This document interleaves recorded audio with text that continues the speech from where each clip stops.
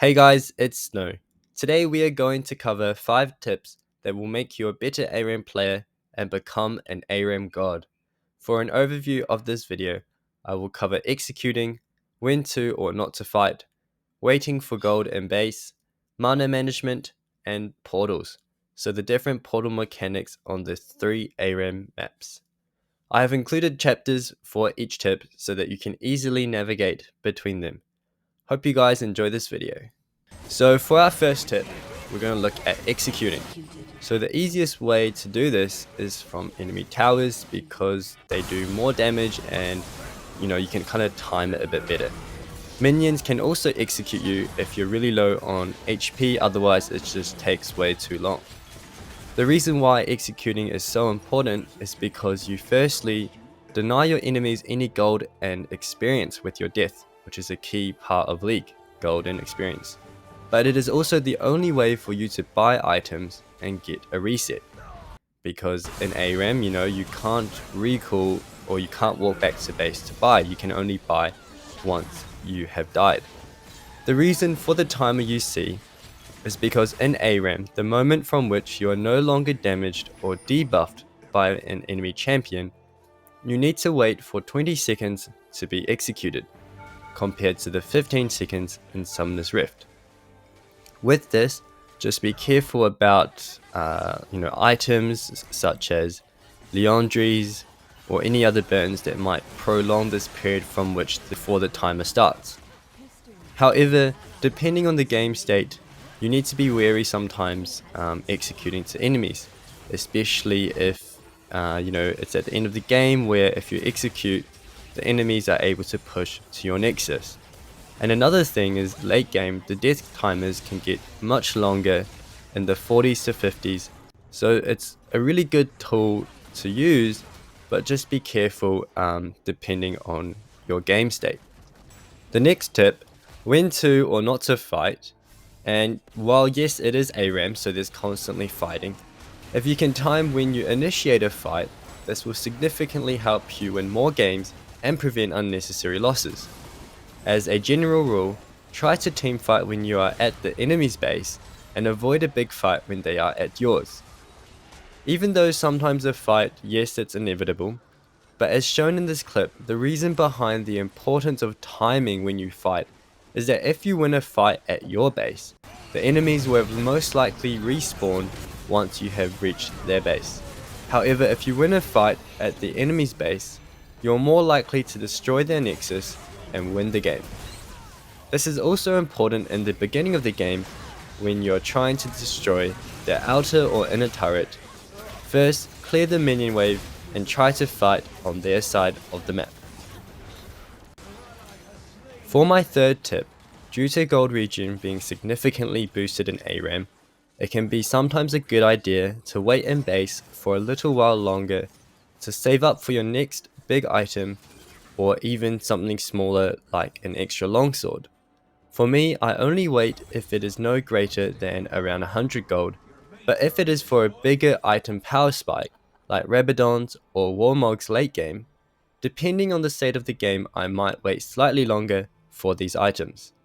I tried doing some research online to see what the passive gold regeneration is, and could not find a consistent answer, so I hopped into a custom game. And over a minute, you can see me accumulate around 360 gold, which equates to around 6 gold per second. For my fourth tip, mana management is quintessential to nearly all the champions in League, especially mages. It doesn't matter if you survive multiple team fights, because if you don't have mana, you basically become a cannon minion. Therefore, learning how to manage mana is extremely important. Runes that offer mana regen include Mana Flow and Presence of Mind. Items such as Tear, Lost Chapter are commonly built, and lastly the ARAM exclusive Summoner spell, Clarity, is another option which restores a percentage of maximum mana for you and your allies. Depending on your build and champ setup, mix and match these options, as you do not need to include all mana related things, because you'll definitely have a surplus of mana and it'll be overkill. Personally, for mages such as Rise or Veigar, I would go Mana Flow and Tear, And for non-mages such as Jace, but uses a lot of mana, I'd go Presence of Mind and Tear, but for a champion like Pantheon, I would only go for Presence of Mind. Honestly, just try different build setups and different, runes so that you can optimize both your damage and mana pool. For the Clarity Summoner spell, I almost never take it because I believe that you can take a much better spell such as Barrier or Ghost. The only real potential for Clarity is if you have a 5-stack, so that the other members of your team can drop mana runes for damage ones. In ARAM, mana regeneration is increased. I could not find a verifiable source as to the exact number, but the general consensus is that mana regen is doubled in ARAM compared to Summoner's Rift. However, when I tested this out, you can see that Israel regens 1.7 mana on Summoner's Rift and 2.7 on ARAM. So I guess just take away that you have increased mana in ARAM. And also, late game, if you're afraid of running out of mana because you're trying to survive, you can opt to buy a blue pot, because a blue pot will also help you regen mana for the duration. However, as you know, blue pot doesn't last forever. And lastly, just a reminder that with the health relics, they also regenerate a little bit of mana as well. For my fifth and final tip, we're going to cover some portal mechanics.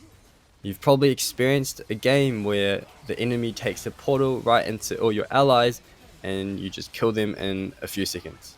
So just a reminder to be careful when taking the portal when the enemies are about to take your turret, or when you will be heavily outnumbered, so much so that they will dive you despite the tower being there, sending you back to the grey screen. This is especially important once the outer and inner turrets are destroyed, because you could, just unconsciously click the portal straight into the enemy team. However, that being said, it can also be used as a flank when the enemies are pushed up trying to take down your nexus, as I'm going to show you in this Fizz clip.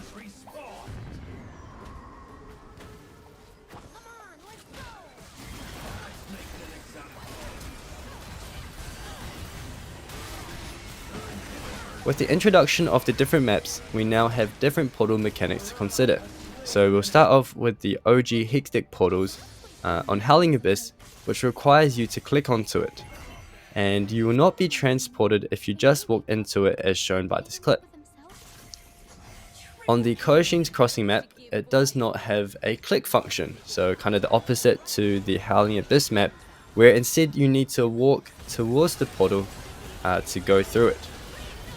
Because of this, it can be very easy to go into the portal by accident, especially the two portals in the center of the map. However, after the most recent ARAM update, decreasing the sensitivity of the portal triggers, I guess we'll see if it's still easy to misclick it or walk into it by accident. On the third and final map, Butcher's Bridge, you go into battle from the cannon launcher.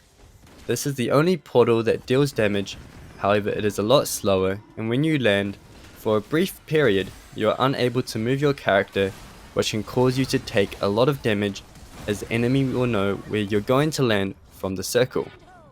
If you see the enemy land in front of you, remember that they will do almost like a little belly flop slightly forwards. Therefore, for this portal, you must be the most careful that you do not yeet yourself at the enemies. With this portal, if you do land on the enemies, you will deal some magic damage and knock them up briefly. So that concludes my 5 tips to win more games in ARAM. Hopefully you've learned a thing or two, and please consider liking and subscribing to support the channel. This is the longest time I have spent on a video. Thank you for watching, and see you guys next time.